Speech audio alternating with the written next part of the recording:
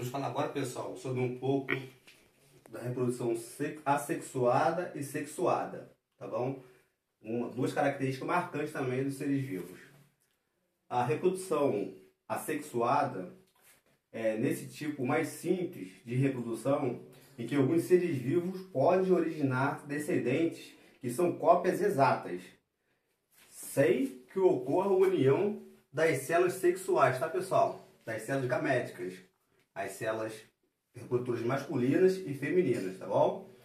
É o que ocorre em alguns vermes que, ao serem partidos ao meio, dão origem a outros indivíduos idênticos, ou até mesmo com bactérias, que se dividem gerando descendentes também iguais. Aqui eu coloquei aqui um exemplo de uma bactéria. Por não ter carioteca, o material genético fica ó, assim, ó, não muito organizado.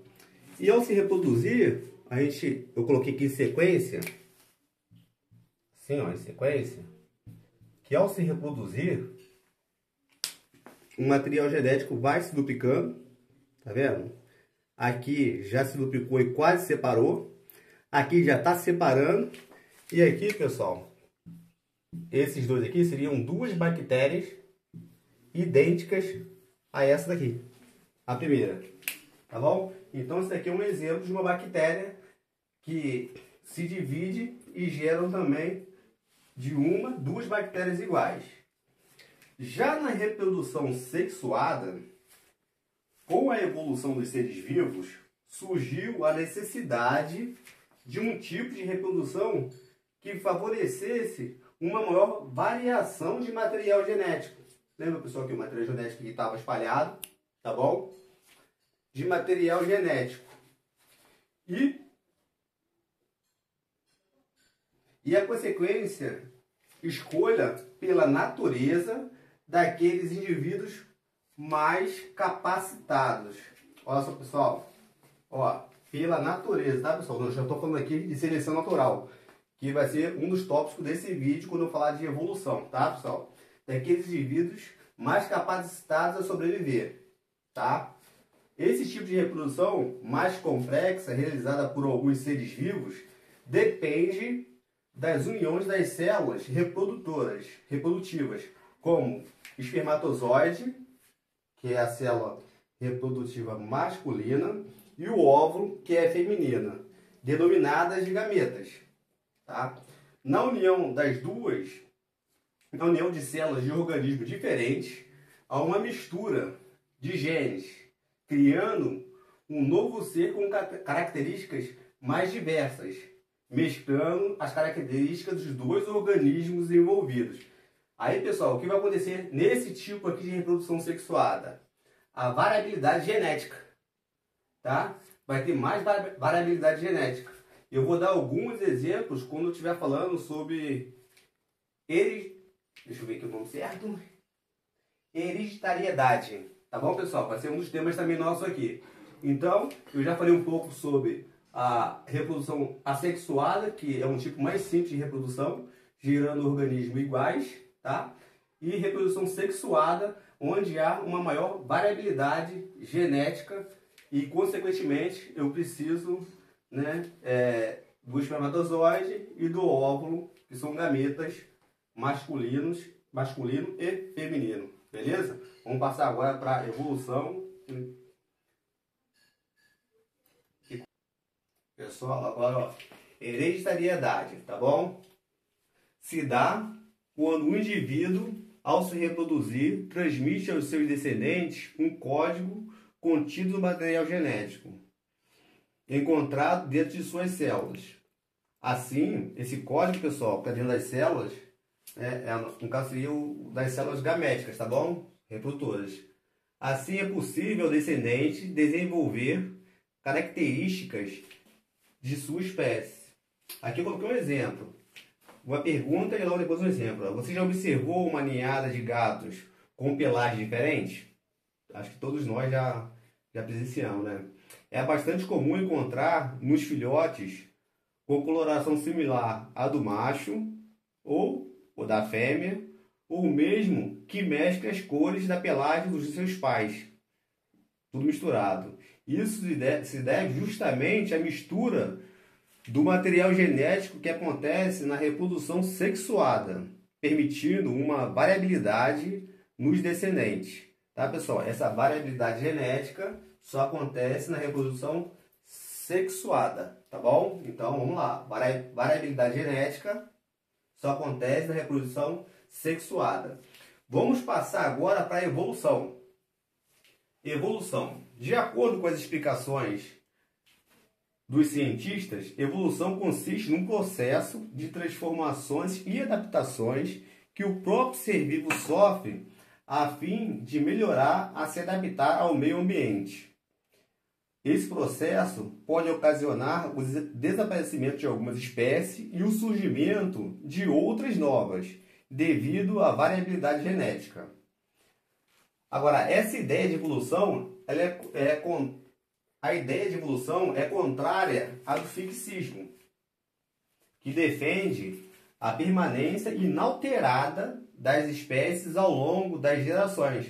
Ou seja, por fixismo, as coisas são daquele jeito, ponto. Elas não se alteram, tá? Elas não sofrem mutações.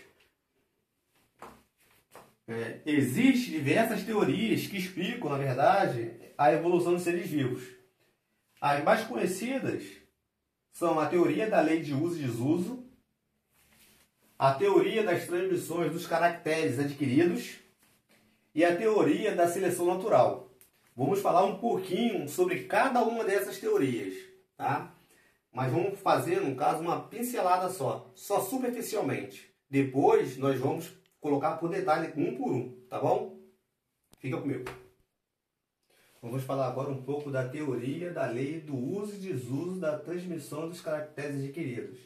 Pessoal, um pouquinho anterior eu tinha dado a entender que a teoria do uso e desuso era uma e da transmissão dos caracteres adquiridos era outra, tá bom? Mas não, tenho essas duas teorias. Essa teoria e essa teoria da seleção natural. A primeira teoria que a gente vai comentar é sobre a teoria da lei do uso e desuso da transmissão dos caracteres adquiridos. De acordo com Lamarck, o ambiente exigia dos organismos adaptações e nesse processo os seres vivos precisavam usar mais alguns órgãos que outros. Os órgãos mais utilizados eram mais desenvolvidos e o menos utilizado eram atrofiados. Defendia que essas alterações ou modificações eram transmitidas a seus descendentes. Para Lamarck, quanto mais a gente usasse um órgão, né, ele ficaria mais desenvolvido. E ele deu um exemplo, dois exemplos muito bons que eu gosto de citar, de um camarada que malha, vamos supor, eu malho e fico fortão, né? Então, por eu ter malhado, eu vou adquirir alguns caracteres, ou seja, músculos, e segundo Lamarck, esses músculos passariam por meu descendente também, né? Esse é um exemplo. Então, eu malhando, ficando parrudão, forte, musculoso, esse caractere que eu adquiri, músculo, passaria para o descendente. Isso era o que Lamarck defendia. Outro exemplo que esse Lamarck deu, e é usado muito na ciência, é o da girafa. Para Lamarck, no começo a girafa tinha o pescoço pequeno, e por ela se esforçar para se alimentar em topos de árvores cada vez mais altas, o pescoço foi se alongando. Esse alongamento do pescoço deu à girafa de pescoços longos, né, uma vantagem sobre a girafa de pescoço pequenininho. Que, de acordo com Lamarck, essa girafa de pescoço grande passou também essas características para os descendentes, e as girafas que tinham o pescoço grande acabou sobressaindo. Para Lamarck era assim, ou seja, quanto mais a gente usava um órgão, mais ele ficava desenvolvido e essa nova característica passava para os descendentes. Isso daí é a teoria do uso e desuso por transmissão de caracteres adquiridos. Agora, já tem a teoria da seleção natural, que é a teoria mais aceita no mundo científico. Para Charles Darwin, a evolução das espécies era resultado de uma variabilidade de caracteres. Galera, olha de novo, variabilidade, tá bom, pessoal? De caracteres. Assim, aqueles que tivessem as características necessárias para adaptação, aí já daqui, ó, naquele ambiente, sobreviveria, transmitido assim aos seus descendentes. Olha só, aí já vem com outra ideia já, né? Como podemos perceber, a ideia de adaptação também existe no pensamento de Darwin. No entanto, ela parte da ideia que existem indivíduos com características próprias para aquele ambiente. Ou seja, ele já tinha aquelas características próprias para aquele ambiente.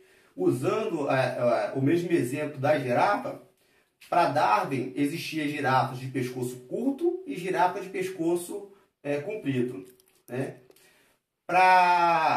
Em um ambiente onde os alimentos estavam mais altos, a girafa de pescoço comprido conseguiria sobressair, ou seja, ela não passou as características, já existiam esses dois tipos de girafas, né?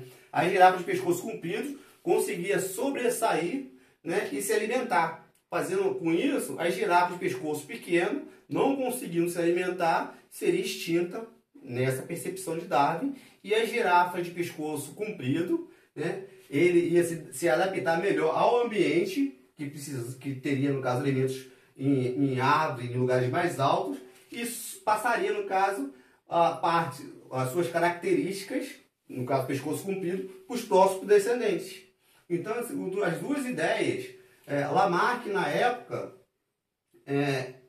essa ideia de Lamarck na época foi aceita, mas logo depois, quando veio a teoria da seleção natural por Darwin, né, ela foi descartada. Nós hoje sabemos que, na verdade, essas características não são passadas de acordo com o uso e desuso, né? E sim, as características são passadas a partir da variabilidade de características que nós, seres vivos, temos. Tudo bem, pessoal? Espero que ficou bem claro. Qualquer coisinha vocês comentem aí, me perguntem, que eu estou aqui para poder esclarecer qualquer dúvidas, tá bom? Muito obrigado por tudo aí, fique com Deus e até a próxima.